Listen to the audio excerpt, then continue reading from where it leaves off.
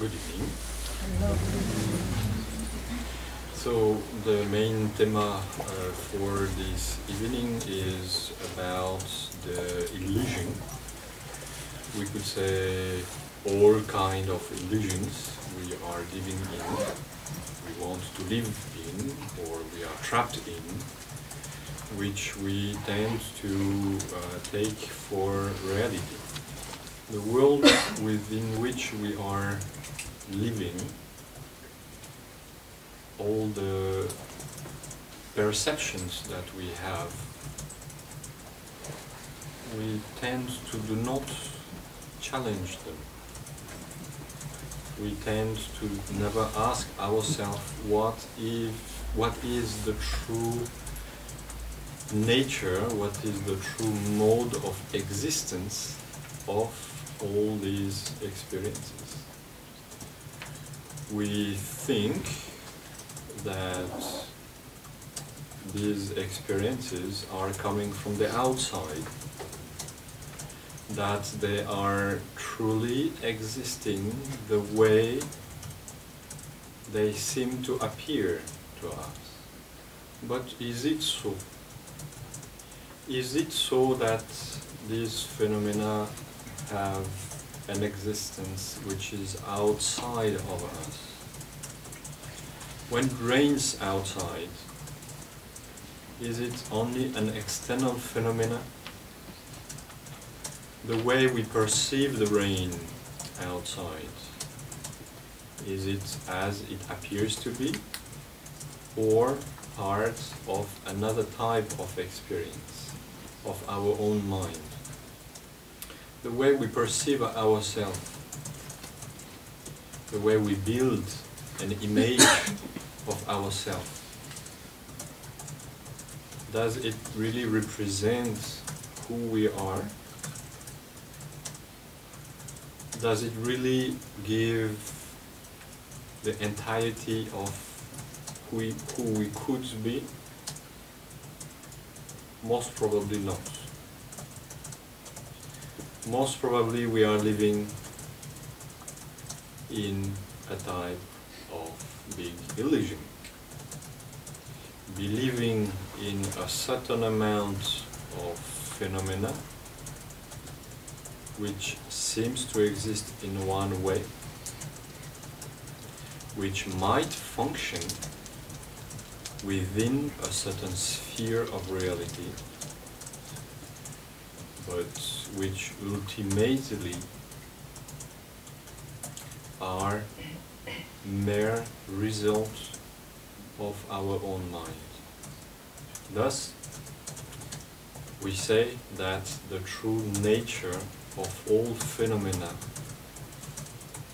is of the same nature of our own mind. When we go a little bit again in the understanding of karma, of how everything is coming into reality, we understand that our mind is creating a certain amount of causes, a certain amount of energies, which combined with other type of energies created also by our own mind, comes to give a result. As a result, we have an experience of any of our 6 senses, 5 physical senses and 1 mental sense. So, when we think, when we do think, we create an energy, a cause, an imprint, which will mature as it combines with other type of energies, causes, imprints, and give a result in our sphere of perception. It's important to remember this mechanism again and again, because at first glance we cannot really apprehend this mechanism, understand how we come to perceive phenomena.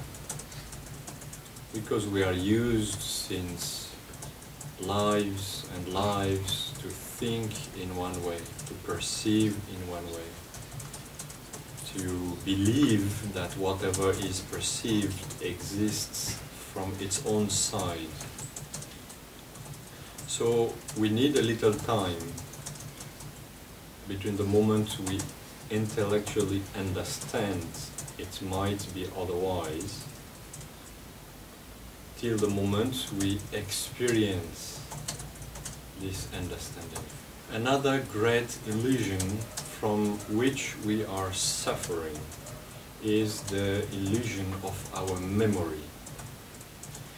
We have experienced things in the past, sometime decades ago, and we still have the memory of this experience, of course, but instead of understanding that this is just memory, that this is just as if we would look a mere picture in a mirror, we live again and again and again this past memory. By reliving, re-experiencing the memory of the past, we also re-experience the fears connected with them, the jealousy, the anger, or the desire connected with them. This is a big illusion. It is past. It does not exist anymore. We remember it, of course, because we are equipped with a memory. But we should look at it as what it is. Past experience, not current experience. And because we don't understand that, because we don't do this work, we tend to disturb our mind again and again on the basis of something completely empty of any type of existence. Remember that in the space of a finger snap, we have 64 moments of mind. In that short time, as short as a finger snap, 64 times our mind is sequenced. That means our mind is moving ahead constantly. The person who was experiencing a certain type of experience a year ago, 10 years ago, 50 years ago, is not you anymore. You have changed, you have moved, you have acquired new tools of understanding, new possibility of meditating upon experiencing, upon going through various phenomena.